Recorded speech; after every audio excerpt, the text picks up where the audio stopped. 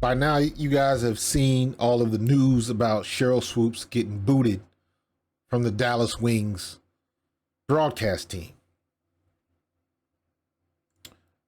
She was replaced by Nancy Lieberman. Here is, this is from Athlon Sports.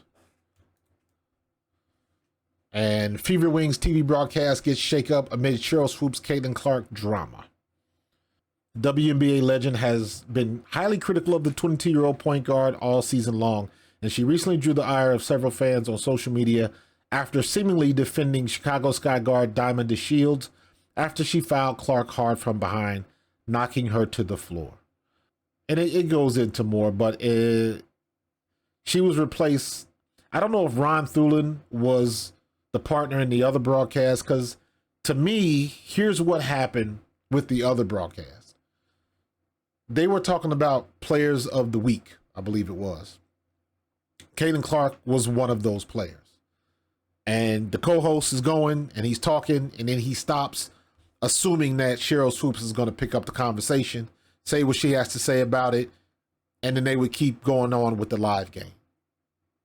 Well, on live television, she sat silent for about 6 seconds. And it was just an awkward pause when clearly he was waiting for her to pick up the conversation. Two things can be true. You can not like a person and still be able to give an unbiased opinion. You can be able to call a game like you should.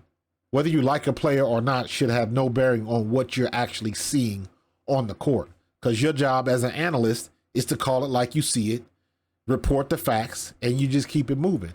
And when Sheryl Swoopes, for whatever reason, whatever her reasoning is, when she decides that she doesn't want to do that, that means she can't do her job no more. That's a problem.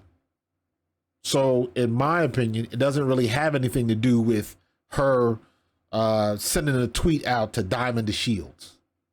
I saw the play. Was it over the top? Yeah, but stuff like that happens all the time, especially when you're down. That was a frustration play. I've been in a situation like that in football where you hit somebody late and you're on the losing end and somebody's jawing with you and you push them back, and that's part of the game. That's part of every sport. So to me, you see that every day. That ain't no big deal. But if I'm looking to you as a analyst and you can't do that, that's a problem. When she did it the first time, my comp was that would be like me trying to explain what happened in the U.S. women's gold medal game and me never mentioning Asia Wilson or Kalia Copper. If you were on the French side, you're trying to explain the gold medal game and you never mention Gabby Williams. You're doing it an injustice and you're not telling the whole story. That's how I see it. So if Sheryl Swoopes can't do her job to the best of her ability, if she ain't living up to that contract, well, then she just got promoted to fan. She'll be sitting in the crowd with everybody else. Good luck on your podcast. I don't care if you like a particular player or not. I should at least be able to count on you to do your job. That's it. You ain't got to like her. Now, on the flip side of that, Nancy Lieberman filled in. Her and Ron Thulin did a great job on the broadcast. It was a great game. That was one of the best games all year. Arike and Kelsey Mitchell going back and forth. Caitlin Clark had, 31 points or whatever it was. Great game. And I thought Nancy Lieberman was great. However, I think she went overboard with the gushing of Caitlin Clark. What Caitlin Clark has done for the game is generational, and I just, as a baller to a baller, I just want to say thank you to you, Caitlin Clark. Absolutely. For just lifting our game up, you and so many great players. But what you're doing, you're going to make all these women multimillionaires one day, like Tiger did, like Michael Jordan did, and we shouldn't hate on her. We should celebrate her, not tolerate her. I didn't think it was necessary. Everybody knows what the situation is, and you don't have to. Like I said, she just went overboard with it, in my opinion. And I'm saying that as a Caitlin Clark fan.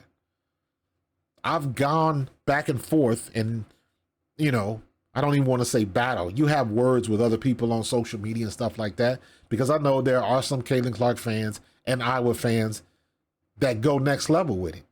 And they don't want you to say anything bad about Caitlin Clark. That's not how I operate. I operate like I'm a coach, because I am. I've coached basketball. I've coached football. So I operate from a standpoint of my perspective is what I have seen on the court. I've seen some good and bad things with Caitlin Clark, as well as Angel Reese and Cameron Brink and all the other rookies, Rakea Jackson and Alyssa Peely, all them other rookies. I've seen good and bad stuff with them. So you call it out. And I've gotten into it with Caitlin Clark fans that don't like anything that remotely resembles negativity on Caitlin Clark. And I'm like, well, that's the truth. She does complain too much to the refs. So does everybody else. But every time she come down the court, she can't have her palms in the air like, how come I didn't get that call? And she gets that look on her face when she's frustrated. She ain't got a poker face. You can tell when she's frustrated. That's some things that she got to work on. That's some things that I don't like. And that's an observation. That ain't my opinion. Watch the tape. So you don't take, it doesn't need or require all of that gushing over Caitlin Clark. Or if you were an Angel Reese fan, you ain't got to gush over her either. Call it like it is. Yes, she killing it with the double-doubles. Caitlin Clark been killing it with her offensive game. Call it, keep it moving. That's all you got to do. But for some reason, Sheryl Swoopes seems like she got an axe to grind with Caitlin Clark. And it's not even Caitlin Clark. It's her responding to everybody else. And if you're going to be a professional in this era of social media, you got to be able to navigate that space. And for whatever reason, it seems like Sheryl Swoopes cannot do that.